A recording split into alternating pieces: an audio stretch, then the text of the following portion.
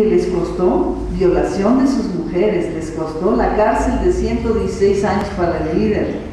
Es decir, el costo que tiene la desobediencia civil en México es altísimo.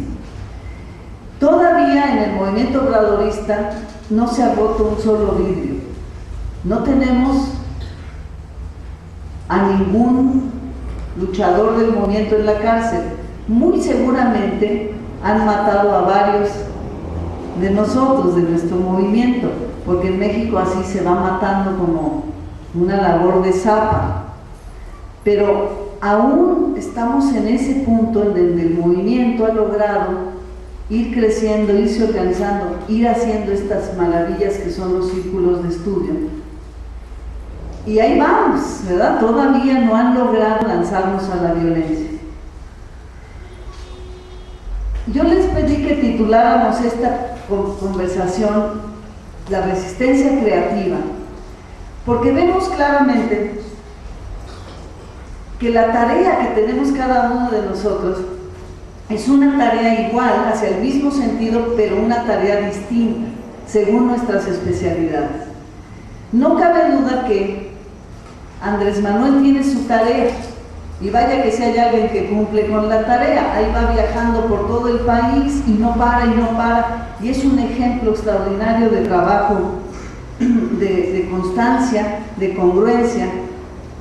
Y una cosa muy importante que tiene también él, un hombre que es optimista y alegre en la lucha. Uno se encuentra con Andrés y te llena de energía, y te dice, vamos bien y vamos a seguir, nadie nos va a detener porque este pueblo ya despertó. Y él está lleno de esa convicción. Entonces a mí me impresiona mucho, porque yo he conocido a muchos políticos, pero nunca uno que tuviera esta convicción absoluta, esta capacidad de trabajo y esta inteligencia política, sin ser esos políticos que decimos que son muy hábiles, muy listos, ¿verdad? No, Andrés es inteligente, no es un listo que se quiere aprovechar de la situación. A mí me convenció su trabajo, y nunca antes trabajé para ningún político, ni tampoco trabajo en esta ocasión desde hace 4 años por ningún salario. Trabajamos por convicción, porque yo creo que es el momento de la desobediencia civil y de la resistencia pacífica. Entonces le llamamos resistencia creativa porque, digamos, una bióloga como Julieta tiene que encontrar ella cuál es su aportación y su manera de incidir en esta resistencia. Un político como Andrés tiene que encontrar cuál es su camino de incidir. Yo soy actriz, pues tengo que encontrar qué puedo yo aportar realmente. Así cada uno de ustedes, yo soy plomero, bueno, ¿qué puedo aportar de lo que sé y de cómo yo me muevo a este movimiento? Porque lo que sí nos damos cuenta es que además de este ejercicio extraordinario que son los círculos de estudio, la desobediencia civil y la resistencia pacífica tienen un reto enorme de creatividad. Es decir, la clave, si uno revisa los movimientos de resistencia civil de otras épocas, se da una cuenta que la clave está en acertar en la acción precisa, en el momento preciso, en el país preciso y en la circunstancia específica. Digamos, cuando Gandhi llama al pueblo de la India a irse a recoger la sal, porque la sal se las han prohibido y solo la pueden vender los ingleses. Cuando Gandhi llama y comienzan los miles de personas a seguirlo al mar para recoger la sal, que era un acto de desobediencia civil, puesto que estaba prohibido para el pueblo ir a recoger la sal, lo hace en el momento justo, en el momento exacto. ¿Y por qué se le ocurre a Gandhi que ese es lo que hay que hacer en ese momento? Bueno, si uno revisa los escritos de Gandhi se va a dar cuenta de que él tenía una elaboración complejísima de ideas, de posturas, de una filosofía de la desobediencia civil extraordinaria, la ahimsa, todo lo que es el trabajo de resistencia civil a través de la paz, que es lo único que puede formar este gran acervo de ideas extraordinarias de Gandhi, es lo que le da la posibilidad de en el momento preciso decir vamos al mar, y que lo siga todo el pueblo de la India, que cambie la historia de ese país por ese tipo de aciertos de este líder extraordinario. Pero uno se pregunta, ¿cómo es que se le ocurre a un líder y en qué momento? Y se le ocurre al líder, porque la experiencia que hemos vivido en estos años es que muchas de las ideas de desobediencia civil surgen de la gente más desconocida, de la gente que está allí gritando desde su corazón y desde su estómago y dice, hagamos esto. Y quizás una de las cualidades más interesantes de Andrés Manuel es que escucha. Muchas veces a mí me ha tocado estar trabajando muy al lado de él y darme cuenta cómo de una propuesta popular él toma para de ahí elaborar una propuesta del movimiento. Entonces fíjense la responsabilidad enorme que tenemos cada uno de nosotros, porque decimos, es que la creatividad de este movimiento surge de veras del corazón, de las entrañas, de cuando de algún lado te llega la inspiración y dices, hay que hacer esto.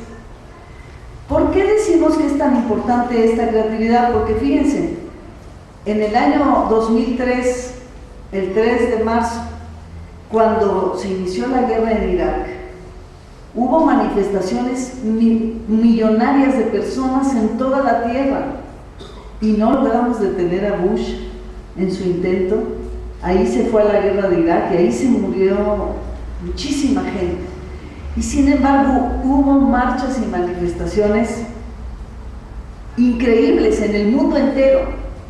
¿Qué significa eso? Que ya no les importa lo que hagamos.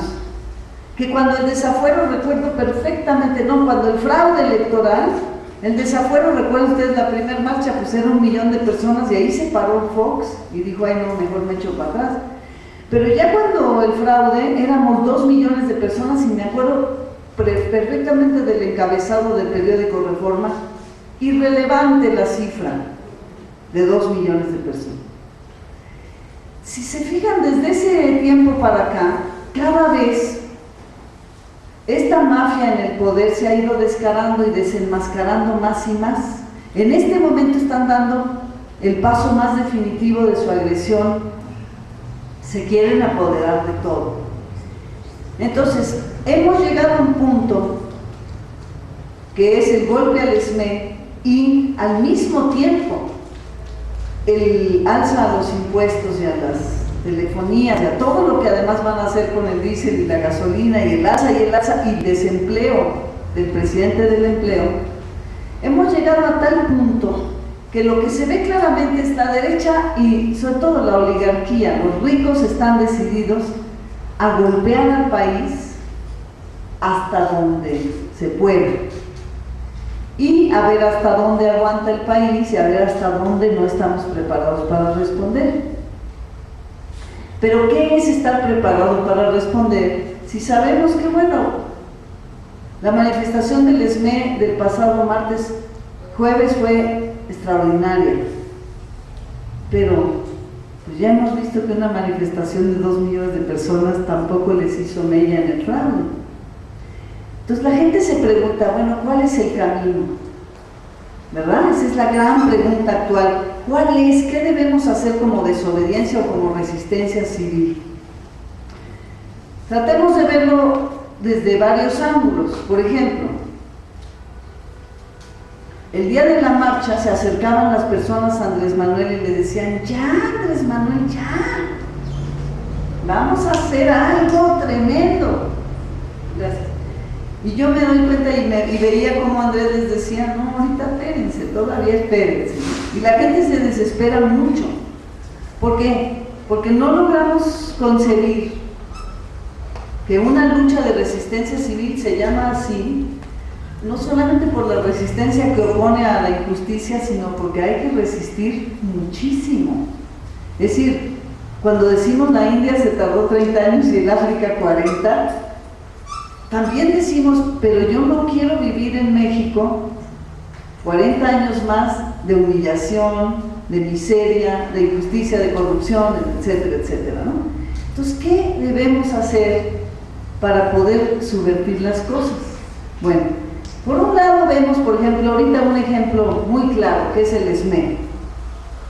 El golpe que le ha dado el gobierno Calderón al ESME está perfectamente pensado para exacerbar los ánimos, para ver si llevan al ESME a la violencia, porque les urge que haya violencia, porque de ahí es donde ellos van a poder reprimir, gastar más, justificar toda su ineficiencia como gobierno usurpador. Entonces les está urgiendo, porque de otra manera no se explica. Por ejemplo,